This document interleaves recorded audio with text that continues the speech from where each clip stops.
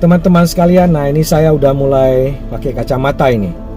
Kenapa mulai memakai kacamata? Karena sudah mulai tidak nampak lagi nih apa yang jauh dan apa yang dekat, sehingga butuh kacamata. Sebenarnya apa yang tidak nampak? Yang tidak nampak lagi di mata saya adalah kesalahan-kesalahan orang, sehingga nggak nyaman lagi hidup ini, sehingga harus pakai kacamata, harus nemu salah orang baru enak hidup saya. Atau mungkin hidup Anda juga begitu. Jadi teman-teman sekalian,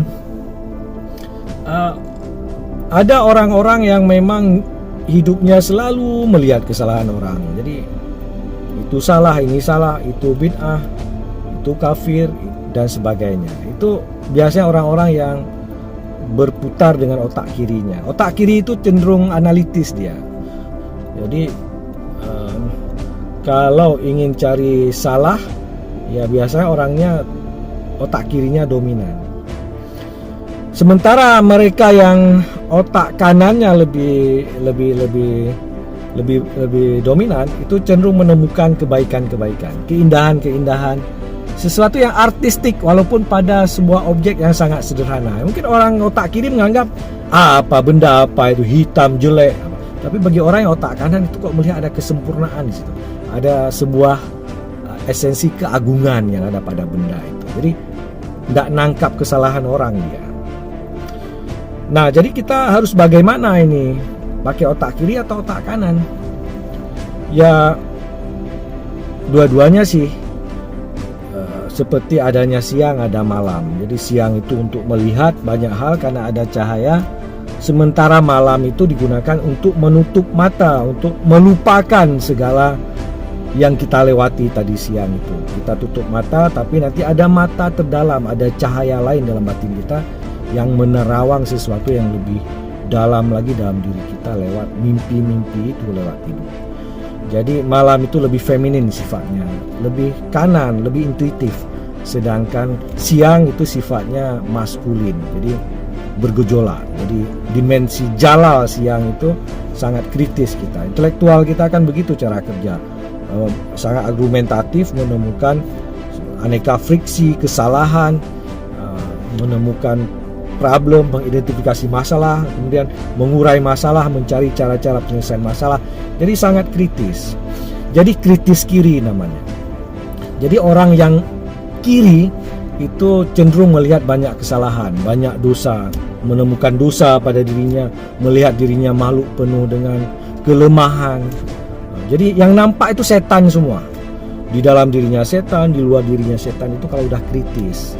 Tapi begitu kita sedikit intuitif, baru menemukan kekuatan-kekuatan, potensi-potensi yang memungkinkan untuk kita upgrade. Jadi kalau berpikir dengan otak kiri itu membawa kita ke alam setan itu, karena yang nampaknya buruk-buruk terus. Jangan sampai terjebak di situ, karena semua yang terlihat setan, semua setan. Tapi yang kalau otak kanan itu bisa menemukan Tuhan dia secara kreatif.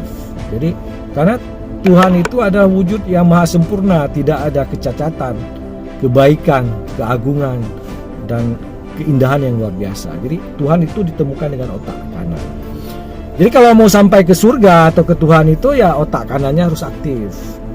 Oke. Namun secara sempurnanya keduanya harus seimbang. Jadi satu sisi memang kita harus bisa mengaktifasi otak kiri, menemukan jebakan-jebakan supaya kita bisa terhindar, memperbaiki diri, tahu di mana kelemahan. Sisi yang lain itu mengetahui di mana potensi-potensi kreatif, ya, ruang-ruang kebaikan yang bisa kita perkuat, itu otak kanan.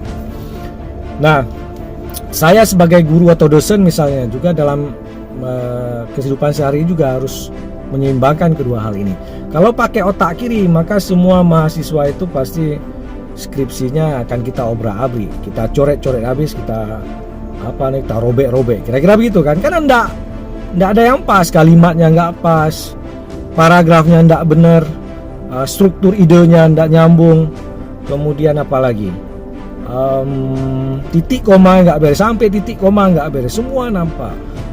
Kita sendiri yang susah karena banyak melihat keburukan orang kalau pakai otak kiri. Tapi kalau menggunakan otak kanan, secara intuitif, secara kreatif juga akan menemukan betapa betapa bersemangat dia menciptakan tulisannya. Kita menangkap spirit dia dalam menulis. Kesalahan-kesalahan yang sebelumnya kita temui itu lebih kepada sebuah menangkap sebagai sebuah peluang untuk kita koreksi, untuk kita tata kembali. Sesuatu yang orang anggap bodoh pada diri murid, bagi orang yang otak kanan itu justru melihat sebagai peluang bagi dia untuk memberikan seni arsitektural pada sisi intelektual yang dia miliki. Itu menjadi peluang bagi dia. Melihat itu ada kesempatan untuk berbuat baik, tidak selalu dia lihat sebagai kelemahan. Jadi ini dosen-dosen, guru-guru yang bahagia biasanya kalau bisa menggunakan sisi-sisi kanan di otaknya itu untuk melihat sesuatu. Jadi ada kritis kiri, ada kritis kanan. Kritis kiri lihatnya salah terus. Kalau kritis kanan melihat adalah potensi-potensi, kekuatan-kekuatan, kebaikan-kebaikan yang ada pada sesuatu. Jadi ya sebaiknya diseimbangkan aja. Kira-kira begitu. Assalamualaikum warahmatullahi wabarakatuh.